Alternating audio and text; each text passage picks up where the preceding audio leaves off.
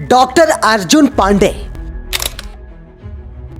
अमेठी की धरती के ऐसे साहित्य प्रेमी हैं जो RRPG कॉलेज के भूगोल विभाग के विभागाध्यक्ष के पद से सेवानिवृत्त होने के बाद पिछले 5 साल से प्रकृति, वातावरण और संस्कृति को लेकर निरंतर जन जागरण अभियान चला रहे हैं। डॉक्टर पांडे भूमंडलीकरण, निजीकरण और उपभोक्तावादी संस्कृति को देश की सबसे बड़ी समस्या मानते हैं।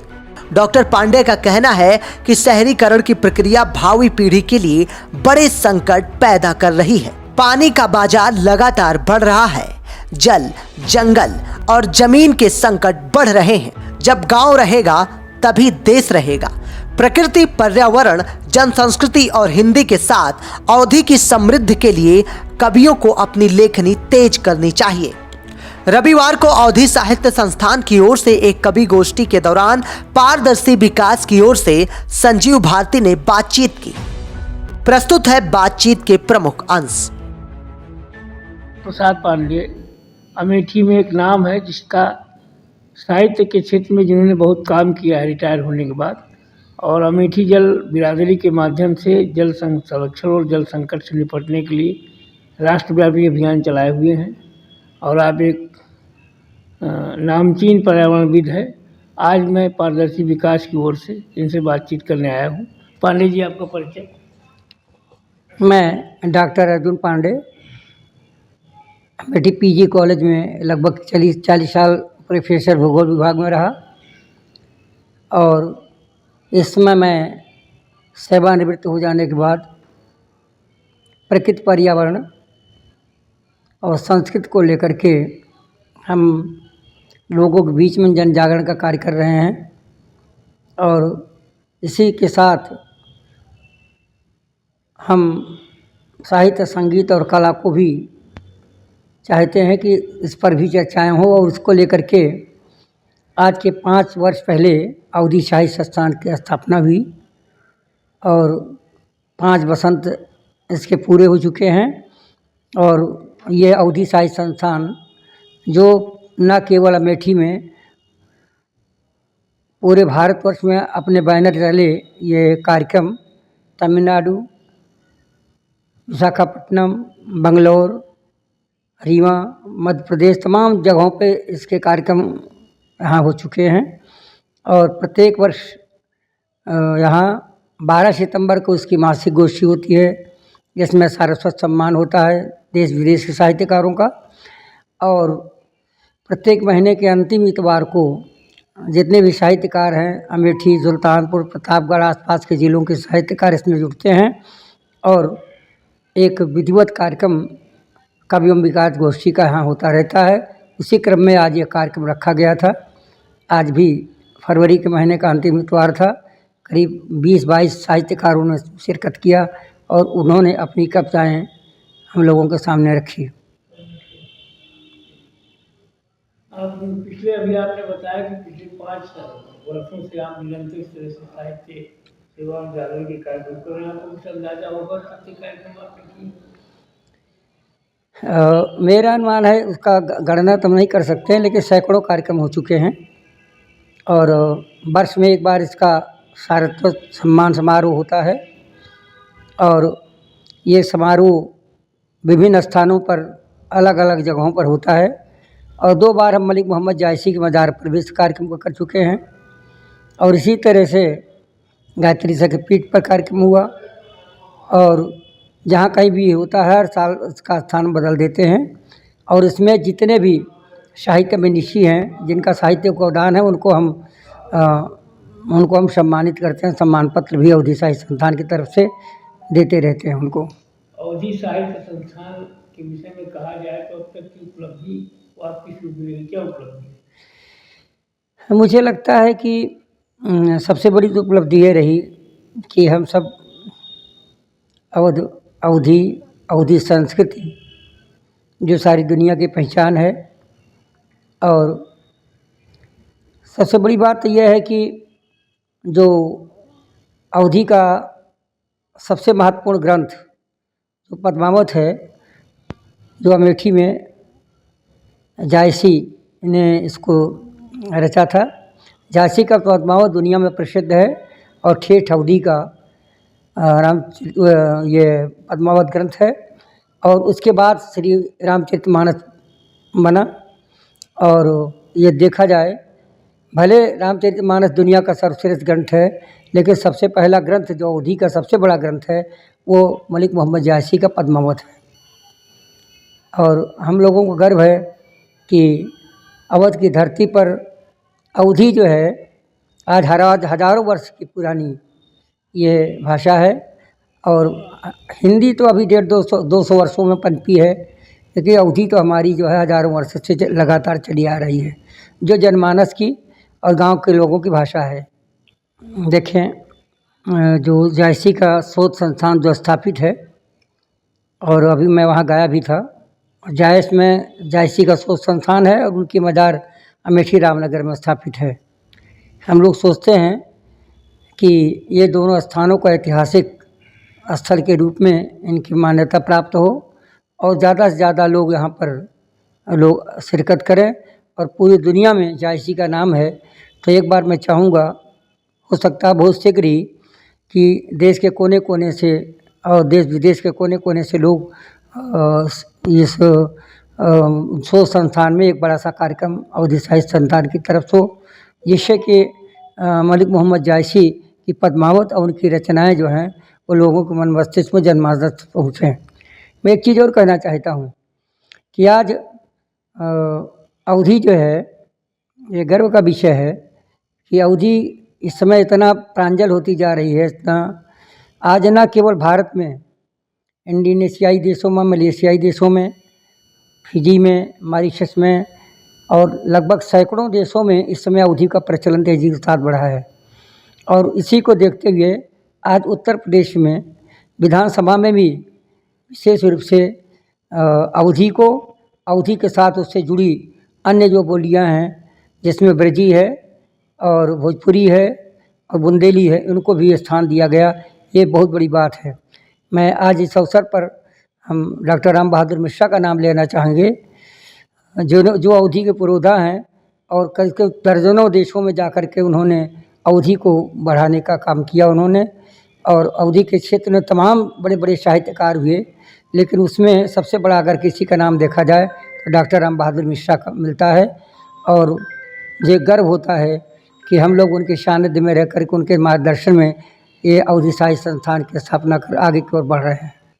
हिंदी साहित्य और अवधि साहित्य के सृजन के साथ आपका दूसरा जो बहुत बड़ा क्षेत्र है वो जल संरक्षण पे काम करने का। जी, तो अमेठी जिले में जल संकट और जल संरक्षण के बारे में आपका क्या विचार है? देखें, मूल विषय पर हम अगर जाएं तो हमारे जीवन का आधार ही प्रकृति पर्यावरण रहा है, जो कि मैं भूगोल का प्राध्यापक रहा और ज़िंदगी में मैंने इन सब चीज़ों को पढ़ा और पढ़ाया। मुझे इस कहने में कोई गुरेज नहीं है कि 40 वर्ष हम पढ़ाए ज़रूर, लेकिन समझने का मौका मुझको सेवानिवृत्त होने के बाद मिला। जब हम अमेठी का भूगोल लिखने चले तो हम लिख नहीं पाए, क्योंकि भूगोल लिखना, समझना, पढ़ाना अलग चीज़ है, लेकिन उसको लिखना थोड़ा कठिन होता है किसी क्षेत्र विशेष पर। और मैंने देखा अमेठी काहे लिए दुनिया में जानी जाती है, और अमेठी को ही हमने अपना कर्म क्षेत्र चुना। और सबसे पहले मैंने यहाँ पर जो जल स्रोत हैं, नदियाँ हैं, तालाब हैं, नदियाँ हैं, प्रमुखता में यहाँ इस जनपद के दक्षिणी छोर पर सई नदी और उत्तरी छोर पर गोमती नदी प्रवाहित होती हैं, केवल जनपद को छूती हैं। लेकिन प्रमुख 2 नदियाँ हैं, एक मालती नदी, एक उज्जैन नदी, जो अपने अस्तित्व को खो चुकी हैं, वो खतरे पे चल रही हैं। और मेरा जो सरकारी रिकॉर्ड में इसमें गुलाबपुर डैम के नाम से जानी जाती हैं। और शासन प्रशासन से पिछली बार चीफ सेक्रेटरी भी आए थे। मैं यही मांग करता हूँ कि कम से कम नदियों का यदि इनका अपना नामकरण हो जाएगा, नदियाँ अपने आप पुनर्जीवित हो जाएंगी। जितने तालाब हैं, कम से कम दर्जनों तालाब ऐसे हैं जो सैकड़ों एकड़ भूमि में आज भी फैले हुए हैं, लेकिन उसमें सिल्टेशन ज़बरदस्त हुआ है। अगर उनकी सिल्ट निकाल दी जाए तो यह पानीदार क्षेत्र हो सकता है। आज अमेठी में आज के 3 दशक पहले जो जल स्तर 20% था, 20 से 30 मीटर फीट की गहराई में था, वो 40 फीट से नीचे जा चुका है। रेल नीर और कोको कोला कंपनी ने इतना जलदोहन तेज़ी के साथ किया है कि आज भादर करा रहा है, और इसी तरह से यदि चलता रहा तो कम से कम अभी 10 गांव जल शून्य हुए हैं, और भी पूरा अमेठी एक दिन ऐसा होगा कि ये जल की रिक्तता जो है इसकी भरपाई हम नहीं कर सकेंगे। इसलिए आवश्यकता इस बात की है कि चौमासे के पानी को धरती के अंदर डाला जाए, और इसके लिए सबसे ज़्यादा ज़रूरी होगा कि जनमानस जब तक आगे नहीं आएगा, पुराने लोग थे, पुराने जो जल कौशल तकनीकी थी वो ज़्यादा हमारी कारगर थी, उसको पुनर्जीवित करके इसको आगे बढ़ाने की ज़रूरत है। तभी हम जो है गिरते हुए भूगर्भ जल का स्तर को ऊपर उठा सकते हैं, तभी हरियाली आ सकती है, तभी पानीदार क्षेत्र हो सकता है, और यहाँ खुशहाल। देखिए, इस समय जहाँ तक मैं देखता हूँ कि 3 समस्याएं जो भारत के लिए एक बहुत बड़ा संकट बनने जा रही हैं। एक तो भूमंडलीकरण, दूसरा आधुनिकीकरण, और तीसरा सूचना प्रौद्योगिकी। इन तीनों का प्रभाव ये है कि पहले लोग कम में ही अपना काम चला लेते थे, अब तो किसी को कम की ज़रूरत ही नहीं है। अब ये देखा जाए तो स्थितियाँ बड़ी भयावह होती जा रही हैं, और लोग जो है ज़्यादा से ज़्यादा पानी की जो उनके अंदर होड़ पड़ी हुई है, उनको किसी को कम नहीं चाहिए। अधिक पानी की होड़ वो निश्चित रूप से देश में व्याप्त है। जो भोगवादी संस्कृति है, जो शोषण की प्रवृत्ति को बढ़ावा देती है, शोषण की प्रवृत्ति इस समय ज़बरदस्त है। जो प्रकृति हमें उपहार स्वरूप में जो वस्तुएं हमें दे रखी हैं, उचित यह है कि उनका हम अनुकूलतम उपयोग करें, जबकि ऐसा हो नहीं रहा है।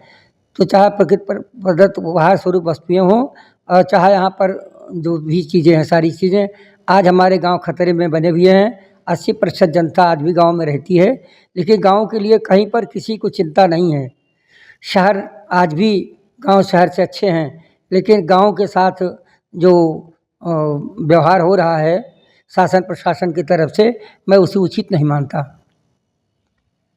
युवा पीढ़ी के लिए आपका क्या संदेश है?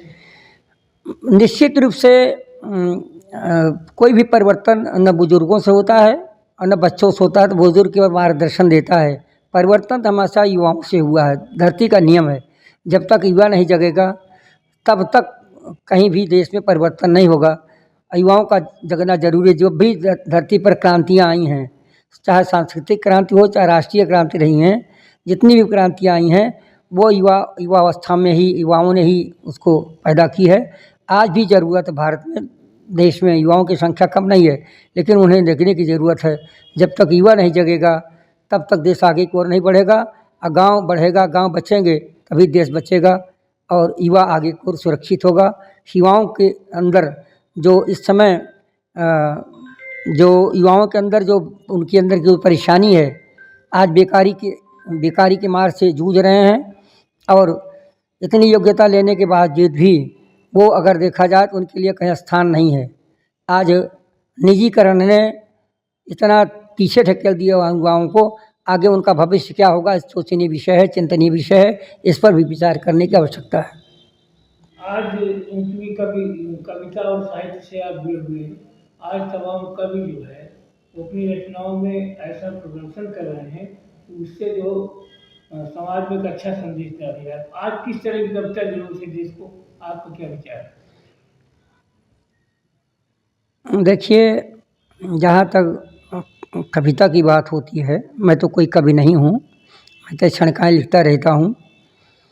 और आज ज़रूरत इस बात की है कि हमारे जो पुराने साहित्यकार रहे, कबीर, सूर, तुलसी प्रसाद, निराला, दिनकर, सुमित्रानंद पंत, इन सबको भी आगे लेके चलने की ज़रूरत है। रहीम थे, कबीर थे, रहीम थे, इन सबको जब तक हम लेके आगे को नहीं बढ़ेंगे तब तक हम निश्चित रूप से साहित्य को धारा नहीं दे सकते।